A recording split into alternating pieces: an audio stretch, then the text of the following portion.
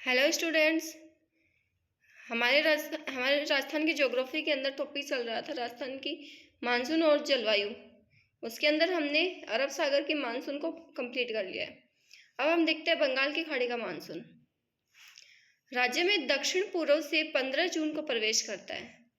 दक्षिण पूर्व से प्रवेश करता है और ये कब प्रवेश करता है? 15 जून को प्रवेश करता है। सघन वन आवरण से टकराकर 80 से 110 सेंटीमीटर औसत वर्षा करता है।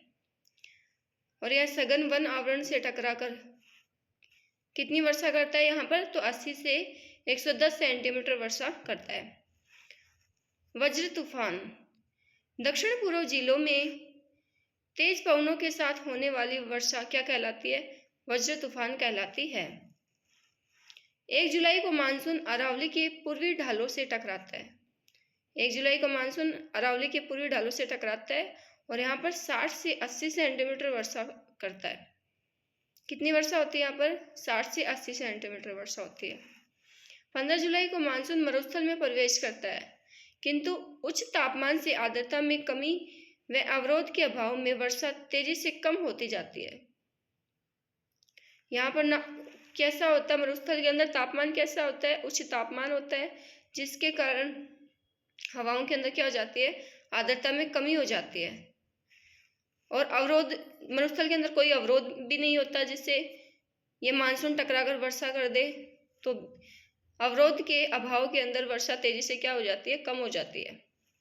30 जुलाई को मानसून राज्य के पश्चिम भाग में पहुंचता है। पश्चिम भाग में कब पहुंचता है? 30 जुलाई तक। तथा वर्षा मात्र 10 से 12 सेंटीमीटर रह जाती है। वर्षा कितनी होती है यहाँ पर? 10 से 12 सेंटीमीटर। ये देखो नीचे, ये बंगाल की खाड़ी से मानसून आ रहा है और यहाँ पर ये अरावली से टकराएगा और टकराकर यहाँ पर वर्षा कर देगा। तो वर्षा कितनी होती है यहाँ पर? 60 से 80 सेंटीमीटर पूर्वी ढालों के अंदर वर्षा होती है। और थोड़ा बहुत जो मानसून यहाँ से वर्षा होने के बाद जब यह मरुस्थल के अंदर प्रवेश करता है तो लगभग 10 से 12 सेंटीमीटर वर्षा कर देता है। कितनी वर्षा की कितनी मात्रा बचती है मरुस्थल तक पहुंचते 10 से 12 सेंटीमीटर। वर्षा वितरण। राज्य में वर्षा दक्षिण पूर्व से उत्तर पश्चिम की ओर निरंतर घटती जाती है। तो ये दक्षिण पूर्व से वर्षा की मात्रा उत्तर पश्चिम तक क्या होती है? घटती जाती है, क्योंकि उत्तर पश्चिम में उच्च तापमान में आर्द्रता में कमी तथा अवरोध का अभाव रहता है। राज्य में झालावाड़ सर्वाधिक वर्षा प्राप्त करने वाला जिला है। तो सर्वाधिक वर्षा प्राप्त करने वाला जिला कौन सा है? झालावाड़। लगभग कितनी वर्षा होती है यहाँ पर? 110 सेंटीमीटर वर्षा होती है। माउंट आबू सिरोही सर्वाधिक वर्षा प्राप्त करने वाला स्थान है और माउंट आबू में कितनी वर्षा होती है? 150 सेंटीमीटर वर्षा होती है।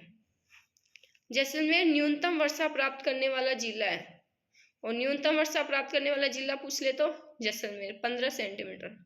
कितनी वर्षा होती है यहाँ पर? 15 सेंटीमीटर। और फलोदी न्यूनतम वर्षा प्राप्त करने वाला स्थान है, कितनी होती है? 5 सेंटीमीटर। सम गांव जैसलमेर में वर्षा नहीं होती है, 0 सेंटीमीटर। और जैसलमेर के सम गांव के अंदर वर्षा नहीं होती है। राज्य में न्यून वर्षा का कारण समुद्र से अधिक दूरी है। राज्य में न्यून वर्षा का कारण क्या है? समुद्र से अत्यधिक दूरी होना। फिर देखते हैं पुरवाई। पुरवाई क्या होती है? बंगाल की खाड़ी की ओर से आने वाली पूर्वी मानसून हवाएं। तो बंगाल की खाड़ी की ओर से जो पूर्वी मानसूनी हवाएं आती हैं उनको क्या कहा जाता है? पुरवाई कहा जाता है। यह अरावली के पूर्वी भागों में ज्यादा वर्षा कराती है। तो ज्यादा वर्षा कहाँ होती है इसके अंदर? अरावली के पूर्वी भाग में। राज्य में सर्वाधिक वर्षा बंगाल की खाड़ी की शाखा से होती है। राज्य में सर्वाधिक वर्षा किससे होती है? बंगाल की खाड़ी की शाखा से होती है। अब देखते हैं मानसून प्रस्फोट। मानसून प्रस्फोट क्या होता है? तो कब होता है मानसून प्रस्फोट? कब होता है? जुलाई अगस्त। तो जुलाई अगस्त महीने में मानसून प्रस्फोट होता है। मानसून प्रतिच्छेदन। तेज वर्षा के बाद 2 से 3 सप्ताह तक वर्षा का नहीं होना क्या कहलाता है? मानसून प्रतिच्छेदन कहलाता है। और मानसून प्रस्फोट क्या कहलाता है? मानसून प्रस्फोट होता है किसी विशेष स्थान विशेष पर अचानक बहुत तेज बारिश होना क्या कहलाता है? प्रस्फोट कहलाता है। और तेज वर्षा के बाद 2 से 3 सप्ताह तक वर्षा का नहीं होना क्या कहलाता है? तो मानसून प्रतिच्छेदन कहलाता है। फिर देखते हैं शरद ऋतु। शरद ऋतु 15 सितंबर से 15 दिसंबर तक 15 सितंबर से 15 दिसंबर तक होती है शरद ऋतु। मानसून प्रत्यावर्तन या निवर्तन काल या मानसून का लौटना। पश्चिमी मरुस्थल में इस समय तेजी से निम्न तापमान से तेजी से उच्च वायुदाब विकसित हो जाता है और 15 सितंबर से जैसलमेर से मानसून का लौटना प्रारंभ हो जाता है। तो मानसून का लौटना कब शुरू हो जाता है? 15 सितंबर से जैसलमेर से मानसून का लौटना प्रारंभ हो जाता है। 15 अक्टूबर तक दक्षिण पूर्वी राज्य से पूर्णतः मानसून लौट जाता है। और ये मानसून कब लौट जाता है? 15 अक्टूबर तक दक्षिण पूर्वी राज्य से पूर्णतः मानसून लौट जाता है। इस समय राज्य में उमस भरी गर्मी रहती है और इसको क्या कहते हैं? अक्टूबर क्यार या कार्तिक हीट कहा जाता है। क्या कहा जाता है? अक्टूबर क्यार या कार्तिक हीट। फिर देखते हैं शीत ऋतु। 15 दिसंबर से 15 फरवरी तक। तो ये 15 दिसंबर आएगा। 15 दिसंबर से 15 फरवरी तक क्या होती है? शीत ऋतु होती है। शीत ऋतु में मावट क्या होती है? तो भूमध्य सागरीय शीतोष्ण कटिबंधीय चक्रवात से उत्पन्न पश्चिमी विक्षोभ से होने वाली शीतकालीन अल्प वर्षा क्या कहलाती है? मावट कहलाती है। या वायुमंडलीय प्रति चक्रवात होती है जो रब्बी की फसल के लिए लाभदायक होती है। किसके लिए लाभदायक होती है? ये आता है यहाँ, ये क्वेश्चन पूछा जाता है यहाँ से कि मावट कौन सी फसल के लिए लाभदायक होता है? तो रब्बी की फसल के लिए लाभदायक होता है, इसलिए इसे सुनहरी बूंदे भी कहते हैं। मावट को क्या कहा जाता है? सुनहरी बूंदे। और सर्वाधिक लाभ कौन सी फसल को मिलता है? गेहूं को। मावट से सर्वाधिक लाभ किस फसल को मिलता है? तो गेहूं को मिलता है। फिर देखते हैं शीतलहर। उत्तर पूर्व से दक्षिण पश्चिम की ओर। तो शीतलहर उत्तर पूर्व से दक्षिण पश्चिम की ओर चलती है। कब चलती है? तो जनवरी माह के अंदर। और सर्वाधिक प्रभावित चूरू, सीकर और बीकानेर। तो सर्वाधिक प्रभावित जिला कौन सा है? चूरू, सीकर और बीकानेर। न्यूनतम तापमान वाला जिला कौन सा है? न्यूनतम तापमान वाला जिला पूछे तो चूरू। -2 डिग्री सेंटीग्रेड टेम्परेचर हो जाता है। यहाँ पर कितना हो जाता है? चूरू के अंदर -2 डिग्री सेंटीग्रेड। और न्यूनतम तापमान वाला स्थान पूछ ले तो ये होता है माउंट आबू, सिरोही। कितना हो जाता है यहाँ पर टेम्परेचर? -4 degree centigrade. तो न्यूनतम तापमान वाला स्थान पूछ ले तो माउंट आबू और न्यूनतम तापमान वाला जिला पूछ ले तो चूरू। समवर्षा रेखा क्या होती है? वे रेखाएं जो एक समान वर्षा वाले स्थानों को जोड़ती हैं। क्या कहलाती है? समवर्षा रेखा।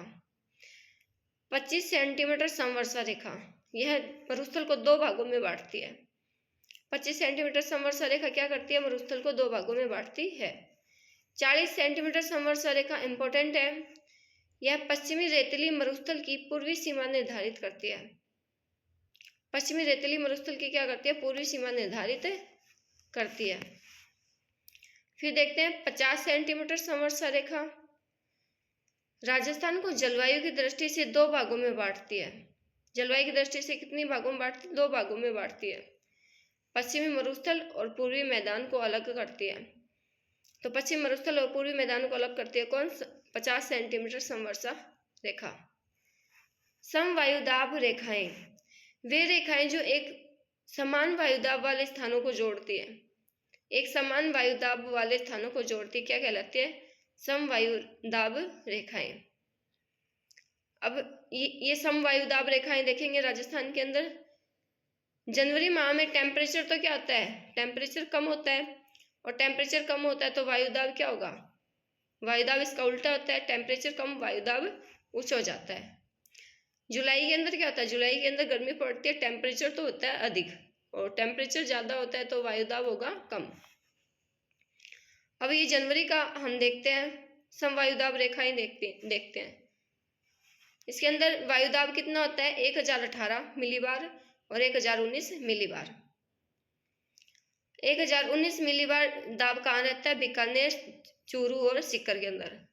और 1018 मिलीबार अगर वायुदाब देखें तो इसके अंदर कौन से जिले आएंगे, इस वायुदाब रेखा पर आएंगे जैसलमेर, फिर आएगा जोधपुर, जोधपुर के बाद में पाली, राजसमंद, चित्तौड़ और फिर झालावाड़। तो 1018 मिलीबार पर ये समवायुदाब रेखाएं हैं, 1018 मिलीबार और 1019 मिलीबार। फिर देखते हैं 997 मिलीबार, इसके ऊपर कौन कौन से जिले आते हैं, तो इस समवायुदाब रेखा पर आता है जैसलमेर, बीकानेर और गंगानगर। 998 मिलीबार इस पर आता है बाड़मेर, जोधपुर, चूरू और नागौर और चूरू। फिर 999 मिलीबार इसमें आता है जालोर, पाली, अजमेर, टोंक, सवाई माधोपुर। 1000 मिलीबार पर कौन सा आ जाएगा, सिरोही, उदयपुर और प्रतापगढ़। तो ये समवायुदाब रेखाएं हो गई। अब जलवायु का वर्गीकरण पढ़ते हैं। क्या पढ़ते हैं, जलवायु का वर्गीकरण। दो प्रकार का होता है जलवायु, एक तो सामान्य जलवायु वर्गीकरण पढ़ेंगे, एक व्यक्तिगत जलवायु वर्गीकरण पढ़ेंगे।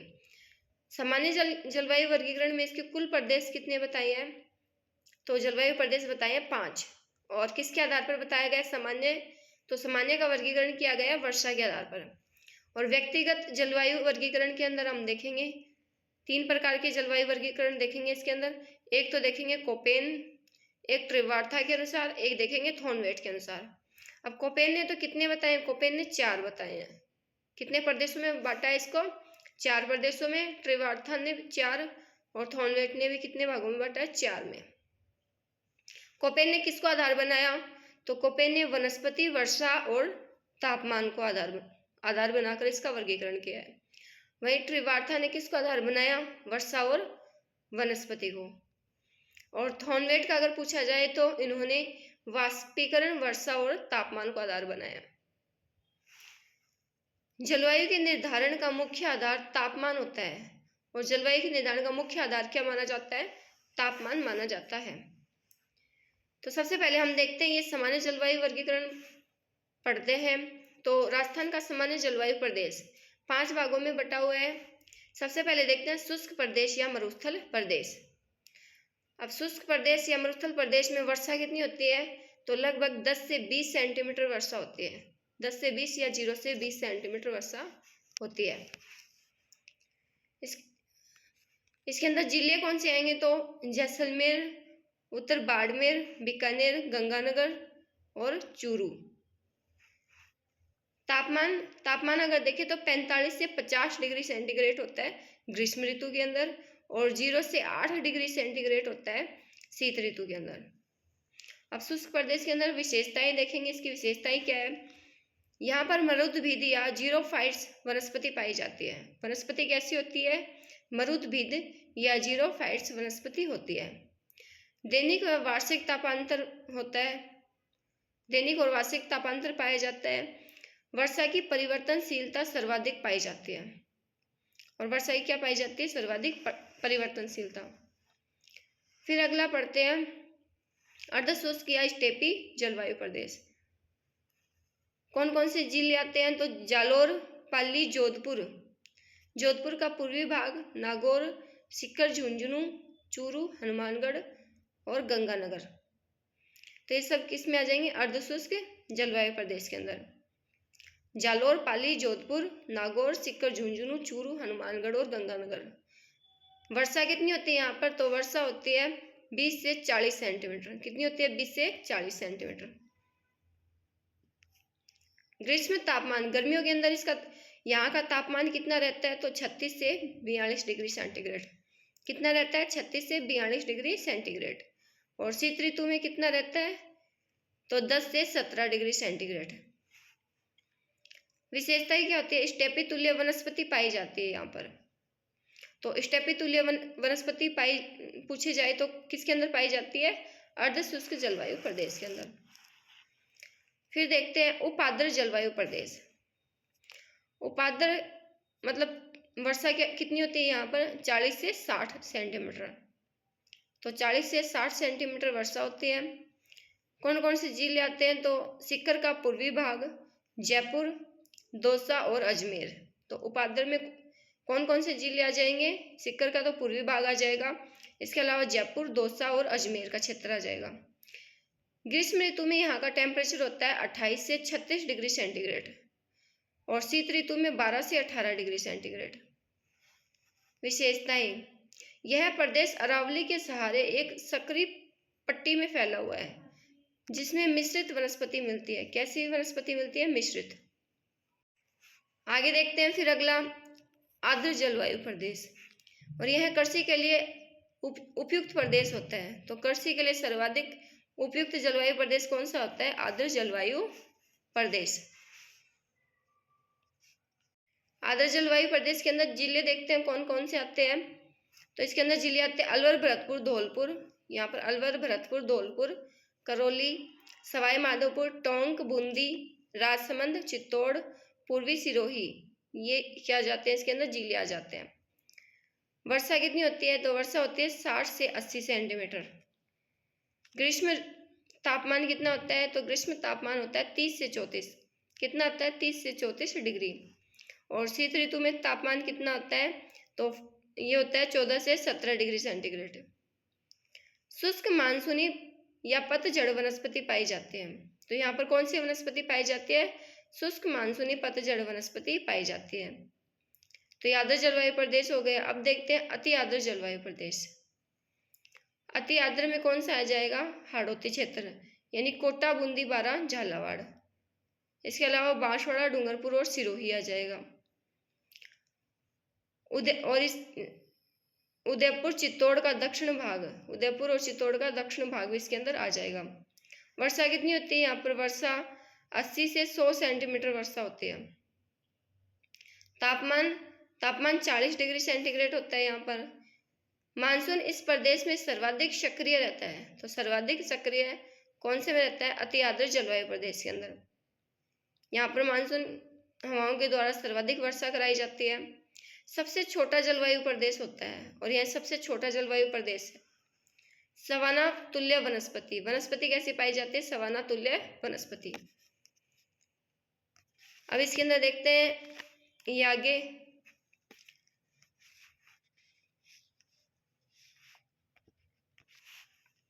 अब देखते हैं इसको डायग्राम से देखते हैं। ये हो गया पहला कौन सा? शुष्क जलवायु प्रदेश, शुष्क जलवायु प्रदेश। फिर हो गया ये अर्ध शुष्क जलवायु प्रदेश। तीसरा हो गया उपाद्र जलवायु प्रदेश, और ये आर्द्र जलवायु प्रदेश। और ये अति आर्द्र जलवायु प्रदेश कहाँ कहाँ हो गया? तो अति आर्द्र हो गया एक तो माउंट आबू वाले क्षेत्र के अंदर, एक डूंगरपुर, बांसवाड़ा, उदयपुर वाला क्षेत्र, और एक हाड़ौती प्रदेश। इसके अंदर कौन सा हो गया? अति आर्द्र जलवायु प्रदेश। आगे देखते हैं इसके अंदर। अब थॉर्नवेट के अकॉर्डिंग सबसे पहले किसके अकॉर्डिंग आएगा? कोपेन के अकॉर्डिंग आएगा जलवायु प्रदेश, जलवायु वर्गीकरण। तो कोपेन के अंदर, कोपेन का जलवायु वर्गीकरण हम पढ़ेंगे। कोपेन ने किसके आधार पर बताया? तो कोपेन ने वनस्पति के आधार पर बताया। किसके आधार पर बताया? वनस्पति के आधार पर। इसने 1918 के अंदर संशोधन करके इसके अंदर वर्षा और तापमान को भी जोड़ दिया गया। तो वनस्पति के साथ साथ और किसको आधार बनाया? तापमान और वर्षा को आधार बनाया। इसका वर्गीकरण देखें तो ABCDE। ए का मतलब यहाँ पर क्या होता है? उष्ण आर्द्र। ए का मतलब होता है उष्ण आर्द्र, यानी उष्ण कटिबंधीय जलवायु प्रदेश। बी का मतलब होता है शुष्क, यानी उष्ण कटिबंधीय शुष्क जलवायु प्रदेश।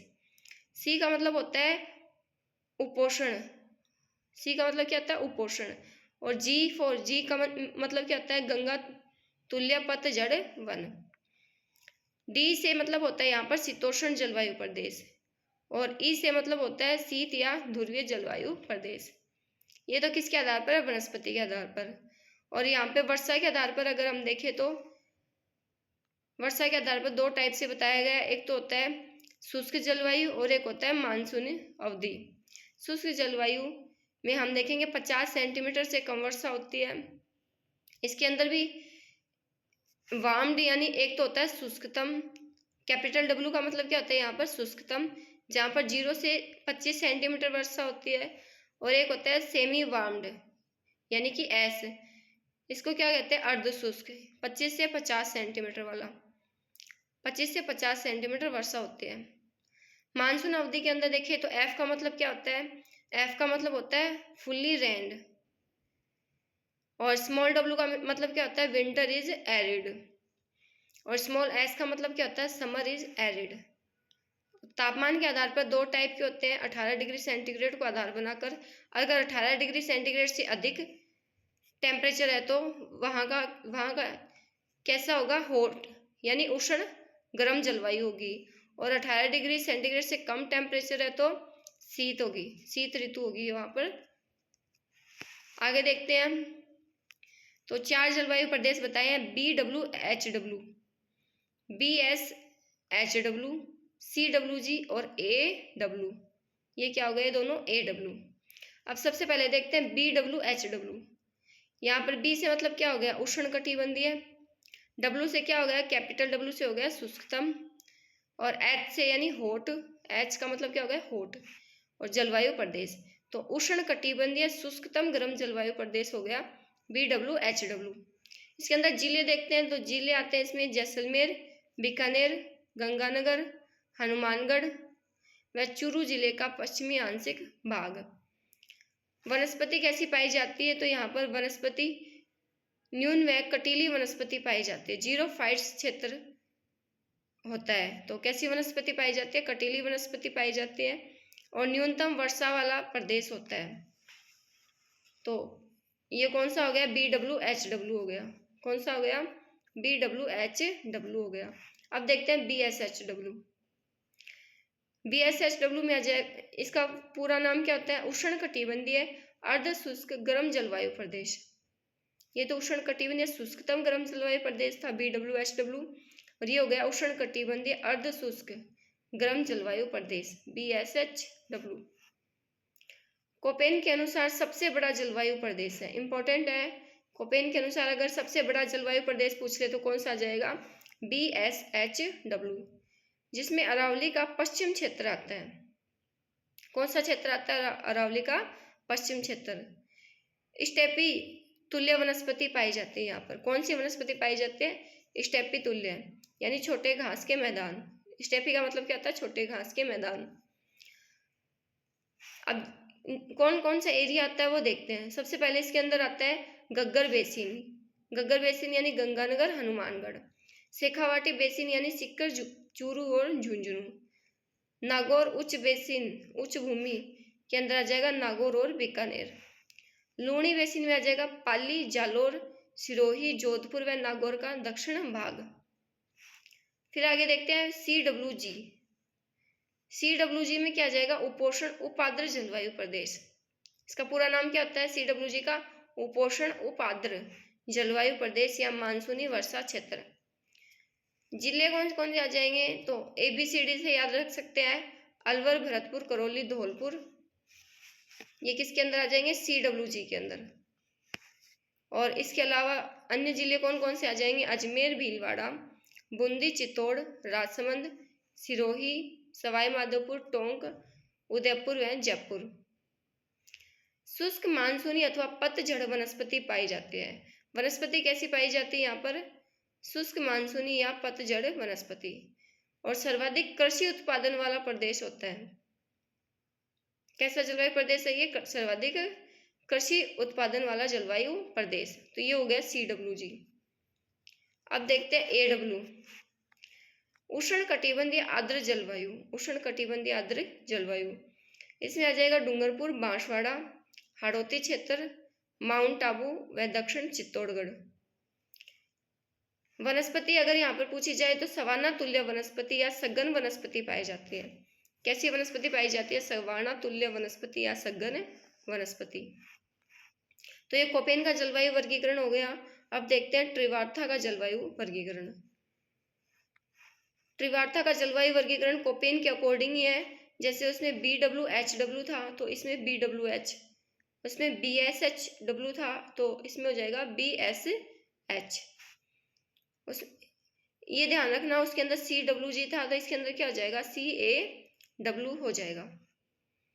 तो सबसे पहले देखते हैं त्रिवार्ता का BWH। BWH में उष्ण कटिबंधीय शुष्कतम जलवायु प्रदेश।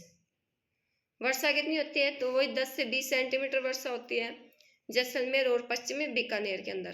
कहाँ होती है, जैसलमेर और पश्चिमी बीकानेर में। फिर BSH उष्ण कटिबंधीय अर्ध शुष्क स्टेपी जलवायु प्रदेश। वर्षा 40 से 60 सेंटीमीटर। जिला कौन सा आ जाएगा, नागौर। CAW उपोष्ण कटिबंधीय जलवायु प्रदेश। वर्षा कितनी होती है, 50 से 80 सेंटीमीटर वर्षा होती है। जिला कौन से आ जाएगा, तो जिला आ जाएगा सवाई माधोपुर। फिर आता है AW उष्ण कटिबंधीय आर्द्र जलवायु प्रदेश। वर्षा होती है यहाँ पर 80 से 100 सेंटीमीटर और जिला कौन से आ जाएगा, तो डूंगरपुर। तो ये त्रिवार्ता का जलवायु प्रदेश हो गया। अब देखते हैं थॉर्नवेट के अनुसार जलवायु वर्गीकरण। राजस्थान में सर्वाधिक प्रमाणिक कौन सा जलवायु वर्गीकरण माना जाता है, तो थॉर्नवेट वाला माना जाता है। वर्षा की मात्रा और वर्षा की अवधि, यहाँ पर ये सिंबल्स होते हैं। ए का मतलब क्या होता है, ए का मतलब होता है 100 सेंटीमीटर से अधिक वर्षा यानी अति आर्द्र। बी का मतलब होता है 151 सेंटीमीटर से 300 सेंटीमीटर यानी आर्द्र।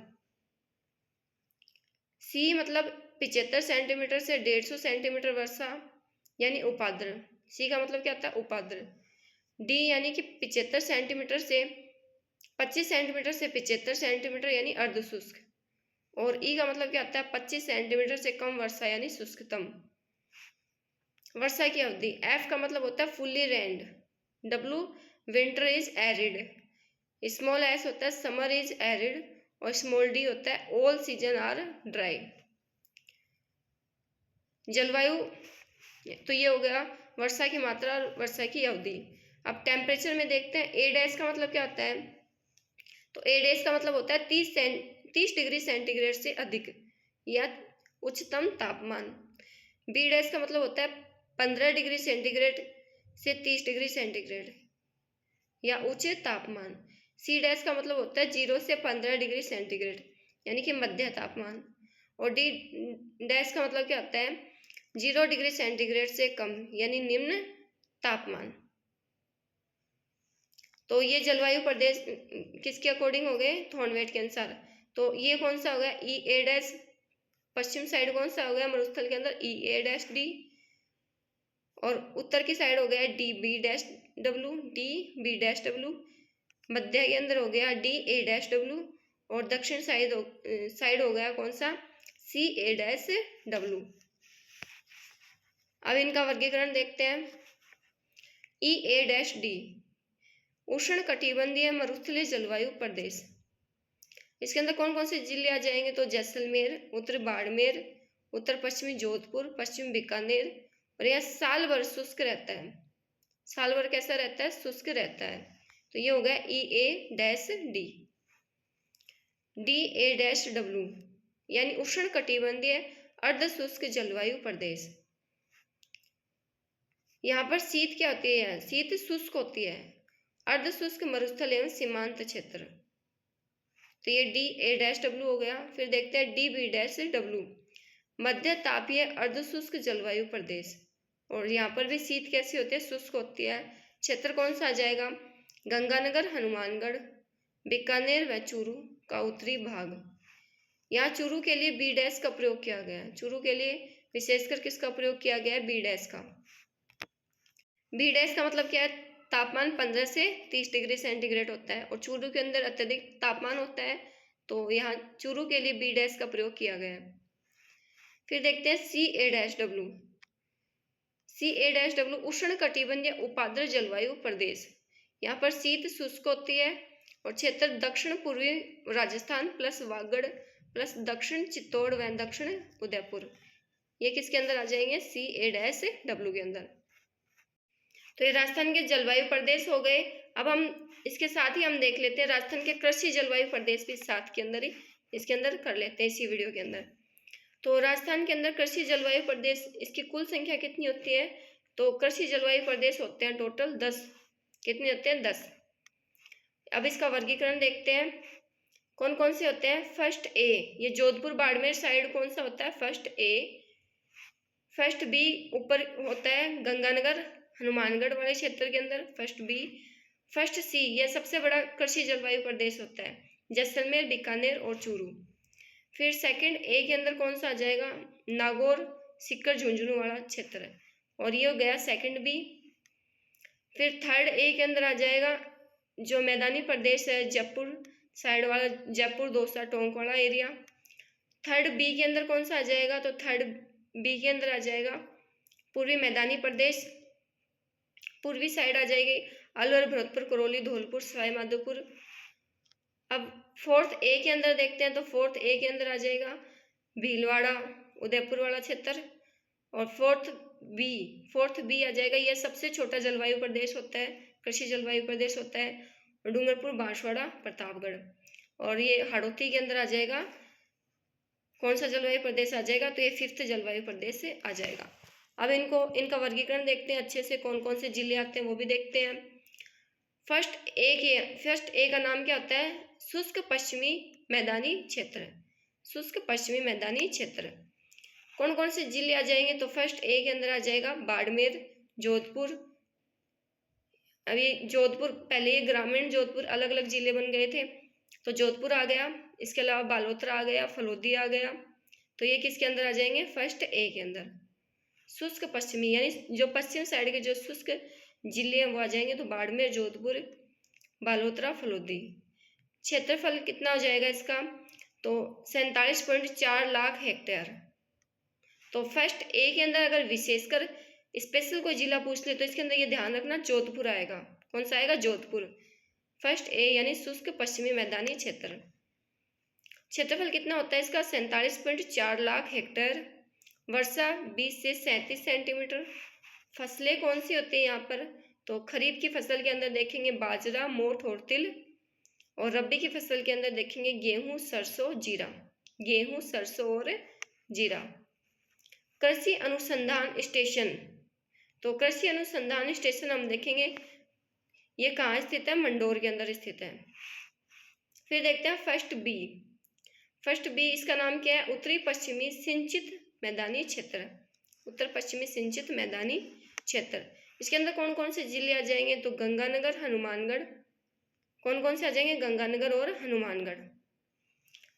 फसल देखते हैं, तो फसल इसमें गेहूं, सरसों, चना, ग्वार और कपास। गेहूं, सरसों, चना, ग्वार, कपास। वर्षा 10 से 35 सेंटीमीटर यहाँ पर वर्षा होती है। और कृषि अनुसंधान स्टेशन पूछे तो ये गंगानगर के अंदर स्थित है। कहाँ स्थित है? गंगानगर में। क्षेत्रफल 21 लाख हेक्टेयर। इसका क्षेत्रफल कितना होता है? 21 लाख हेक्टेयर। फिर पढ़ेंगे फर्स्ट सी, इंपॉर्टेंट है, सबसे बड़ा कृषि जलवायु प्रदेश है, पूछा जाता है सबसे बड़ा कृषि जलवायु प्रदेश कौन सा है? तो फर्स्ट सी यानी कि अति शुष्क।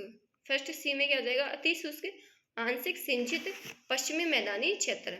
और जहाँ अति शुष्क की बात हो गई तो ये कौन सा जिले आ जाएंगे इसमें? जैसलमेर और बीकानेर। जैसलमेर, बीकानेर और चूरू का आंशिक क्षेत्र आ जाएगा इसमें। अब इसके अंदर फसल देखते हैं, तो फसल बाजरा, मोठ, ग्वार, गेहूं, सरसों, चना, ये इसके अंदर फसल आ जाएगी। वर्षा कितनी होती है? तो वर्षा होती है 10 से 35 सेंटीमीटर। क्षेत्रफल 77 लाख हेक्टेयर। क्षेत्रफल कितना होता है? तो 77 लाख हेक्टेयर। और क्षेत्रफल के अनुसार सबसे बड़ा कृषि जलवायु प्रदेश है, तो ये इंपॉर्टेंट हो गया यहाँ पर। अब कृषि अनुसंधान स्टेशन देखें तो इसका कहाँ स्थित है? बीछवाड़, बीकानेर के अंदर। तो फर्स्ट सी का कृषि अनुसंधान स्टेशन कहाँ स्थित है? बीछवाड़, बीकानेर में। फिर आगे देखते हैं, आगे ये हो गया सेकंड ए। सेकंड ए का पूरा नाम क्या है? अंतःस्थलीय जलोत्सर्जन के अंतर्वर्ती मैदानी क्षेत्र। जिले देखते हैं, तो इसके अंदर आ जाएगा नागौर, सीकर, झुंझुनू, चूरू का कुछ भाग। ये इसके अंदर क्या आ जाएंगे? इसके जिले आ जाएंगे नागौर, सीकर, झुंझुनू और चूरू का कुछ भाग। फसल कौन सी आ जाएगी? तो फसल बाजरा, ग्वार, दलहन, सरसों और चना। लगभग 30 से 50 सेंटीमीटर यहाँ पर वर्षा होती है। कृषि अनुसंधान स्टेशन, तो ये कहाँ स्थित है? फतेहपुर सीकर के अंदर स्थित है, फतेहपुर सीकर के अंदर। फिर अगला जलवायु प्रदेश है सेकंड बी, लूणी नदी का अंतर्वर्ती मैदानी क्षेत्र या संक्रांति क्षेत्र। तो लूणी नदी का अंतर्वर्ती मैदानी क्षेत्र या संक्रांति क्षेत्र हो गया ये।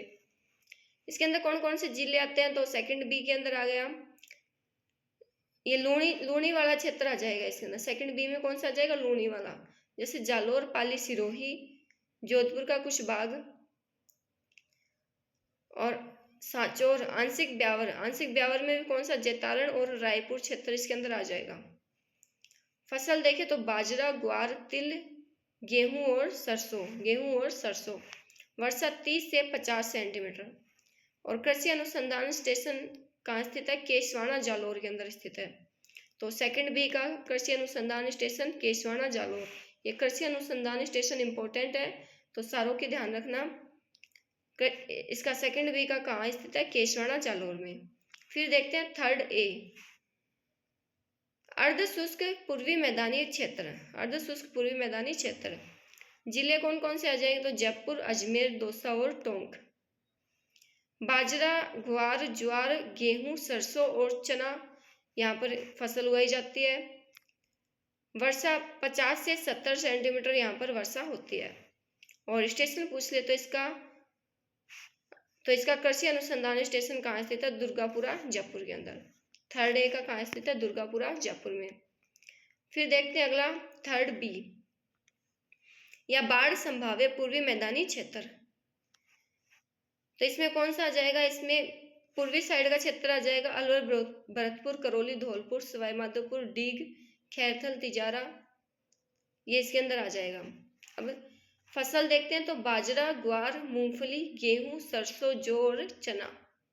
फसल में कौन कौन सी आ जाएगी? बाजरा, ग्वार, मूंगफली, गेहूं, सरसों, जौ, चना। वर्षा कितनी होती है यहाँ पर? तो यहाँ पर वर्षा होती है 50 से 70 सेंटीमीटर। स्टेशन ध्यान रखना, इसका नवगांव, अलवर के अंदर स्थित है। कहाँ स्थित है? थर्ड बी का। तो थर्ड बी का नवगांव, अलवर के अंदर। फिर देखते हैं फोर्थ ए, अर्ध आर्द्र दक्षिणी मैदानी क्षेत्र। और इसमें जिले कौन से आएंगे? भीलवाड़ा, राजसमंद, चित्तौड़, उदयपुर व सिरोही का कुछ भाग आ जाएगा। फसल देखते हैं मक्का, दलहन, ज्वार, गेहूं, चना।